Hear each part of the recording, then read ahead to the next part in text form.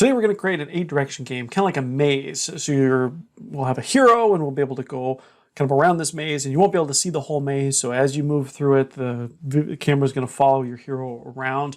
And then we'll have some traps in there where maybe he'll get stuck. And then eventually we're going to add some coins for him to collect and some enemies for him to avoid. So anyway, this is the version that I created, and this is our little hero. And you can see here's that dotted line for where the window size is, and he's just going to kind of zigzag through it. Now, this is the examples. Yours does not have to look like this at all. We're going to walk through each of the steps, and I'll tell you where you can go ahead and kind of do your own creativity and build your own maze and your own hero. So let's go ahead and get started. First thing we're going to do is we're going to go to File, and we're going to say New, and we're going to create an open, empty project, a new empty project. So this is going to be the default, and we're going to leave our window size and our screen size the same. So I'll go ahead and pause the video, and you can go ahead and do that.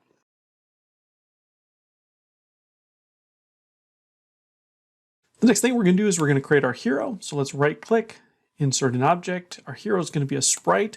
Let's go ahead and call him hero and click insert. And I'm just going to place him on this top left-hand corner, and then that's going to pop up our image editor or our sprite editor. So I'll let you go ahead and do that. Now let's go ahead and create our hero. Now in my case, I just filled in the sprite with yellow, and then I went ahead and used the paintbrush, and I set the size to about 20, or you might want to do 30. And then I went ahead and drew in some eyes and a little mouth. Now, one of the things, and you can create whatever you want. You do not have to follow this at all. But one of the things that you do want to do is you want your hero to be facing to the right, like mine is. Otherwise, he's going to be shifted funny. And for right now, we're just going to use the square. So go ahead and create a hero in this square using the paint can and the paintbrush and any colors that you want.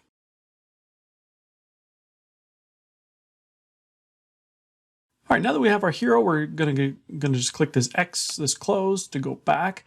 And now we've got our hero. But as you can see, our hero is way too big for our game. So let's go ahead and resize him down to about that big. And keep in mind, this is going to be one giant maze. So we don't want our hero to be too big. And I'll just go ahead and scroll in to give you an idea of about how big to make him. So I've got him about that big on our game. And you can make him wide and tall if you want, or you can reshape him however you want. So go ahead and get that resized.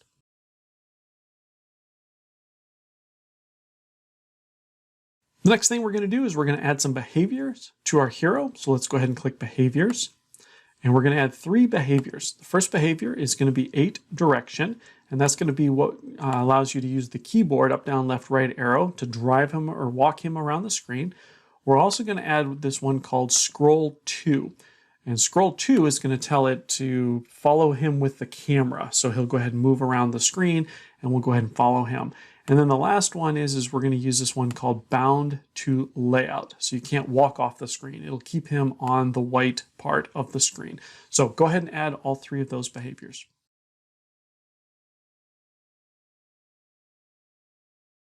Now that we have those added, let's go ahead and close the behavior screen. And let's go ahead and create our walls. So let's right click, insert an object, and this time it's going to be a sprite. And we're going to call it wall. And we're going to click insert, and it doesn't really matter where we click. We're just going to click anywhere for right now. Now our walls are probably just going to be solid. So let's go ahead and use the paint can, and I'm going to pick a color like a dark blue, and I'm going to fill that in. So go ahead and fill in your color and close it, and we'll go ahead and move on and create our walls.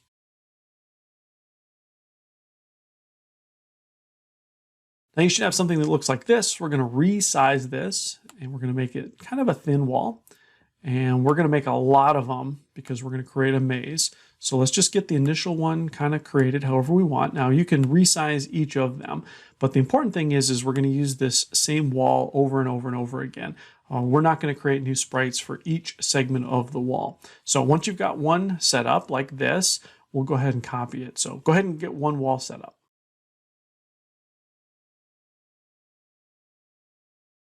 All right, now instead of creating new walls by creating new sprites, we're going to hold down the control key and we're going to click and drag. And this is going to create copies of our wall. Now again, we're creating a maze, so we probably want to have a whole bunch of these, and we can just create them as we go. Keep in mind, our hero has to be able to fit through the wall, be able to fit through the open space. So make sure that your wall is big enough, and if it's too close like this, he's going to have a hard time getting through.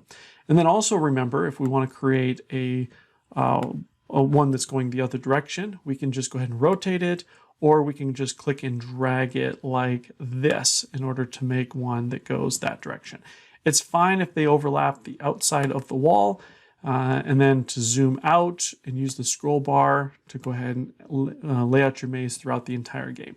Now we're going to have our hero go from the starting point to some ending point, and it might be over here, or it might be up here, or it might be in the middle, or it could be over here. It doesn't really matter. You can do that any way you want. So go ahead and pause the video and lay out your entire maze.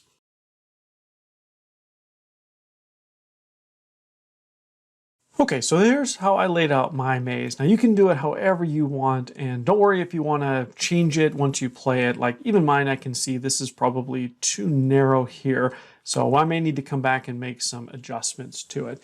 But the important thing is to just get your maze laid out. Now before we play this and test this, we need to do one more thing, and that is add solid behavior to our walls. Now we only need to do this to one wall because they're all the same object, and they'll inherit that behavior. So click on any wall, click behaviors, and then we're going to click plus, and we're going to add solid, which you'll find right on the very top row. And then you can go ahead and close that. Now all of these are going to have the solid behavior, and that means that our hero can't walk through them. So with that, go ahead and add solid behavior, and then come back and we'll test our game.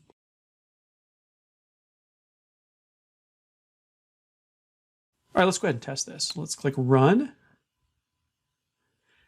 And it's going to come up, and here's our hero. So now if we use the up, down, left, right arrow, we should be able to walk our hero around the screen. The camera should follow him. And if we don't have things too tight, he should be able to go around and go up and down and left and right and through the entire maze. Perfect. Well, mine looks like it's working good. So the idea of my maze is that he's got to go through this zigzag pattern here. And I'm going to add some obstacles in here a little bit later, which will be enemies that kill him that he's got to avoid.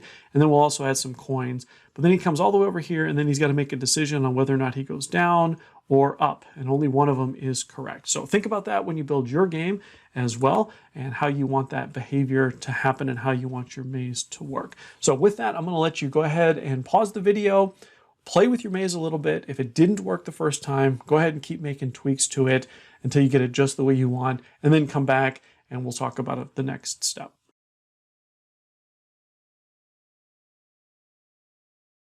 All right, so how'd that work out? You got a maze that you want? Fantastic. So that's what we're going to do today, is we're going to cover through the maze, and we're just going to go ahead and tweak this. I see I got two of them there. If you do have an object that needs to be deleted, for example, if I don't want this one, you can just hit the delete key on the keyboard, or you can right click and you can say delete. Where's delete? Right here, delete. And then it'll delete it. And if you change your mind and you didn't mean to delete it, there's an undo button right here, which will undo the operation that you just did. So that's what we're going to do today. I want you to just continue to test your maze and to work out exactly how you want it to work. And then tomorrow we're going to go ahead and add some coins to collect, and we're going to add some obstacles to avoid, and we're going to add some enemies as well that will be able to kill you. But I think you've got to admit that's pretty cool that in just a relatively short period of time, we have a completely functioning maze game. One more thing we're going to do before we end today's lesson is I'm going to show you how to save your game. Now this is really, really, really important, because I don't want you to be working on a game for an hour and then have it crash or your laptop battery go dead or something and you lose all of your work. So we're going to save our game now, and then we're going to save our game frequently as we're working on it. So in Construct2, we're going to go ahead and click on File, and we're going to go down to this one that says Save as Single File. We're not going to use Save as Project. We're going to use this one that says Save as Single File. So go ahead and click that. And it's going to ask you where to save it. Now you may want to check with your parents as to where the best place to save that is. In my case, I've created a folder called Games, and I'm just going to call it Maze, and I'm going to hit Save. Now that that's saved, if anything bad were to happen, I've got it right where I left off. Now if I make some changes, I'm going to want to save it again. So for example, if I add a couple more blocks up here just to create things a little bit confusing, which direction they go, you'll notice this icon is now ready, is not grayed out anymore. It's the save icon. That means that we've made changes since last time we saved it. Now that we've saved it once, we can just go ahead and click that icon and it'll save these changes as well. So it's a really good idea to save your game periodically so you don't lose anything. Now, in order to open this game up tomorrow, or if you close it down and you want to come back to it, you can click File and it will show you your recent games right here, or you can click Open and you will be able to go back to that same folder. It defaulted to the wrong spot, but we'll be able to go back to that same folder and pick our game. In my case, it's going to be right here, and there's my maze game. And then I can click Open. It's already open, so it's not going to open it a second time. But that's how you'll be able to open your games up after you've saved them. So with that, I want you to go ahead and create the coolest maze you can think of and continue to add to it and make it fun to play. You can have your siblings test it out and make sure it works. And then tomorrow, I want you to show us what you built. And then we're going to add some more things to it. So that's all for today. Thanks.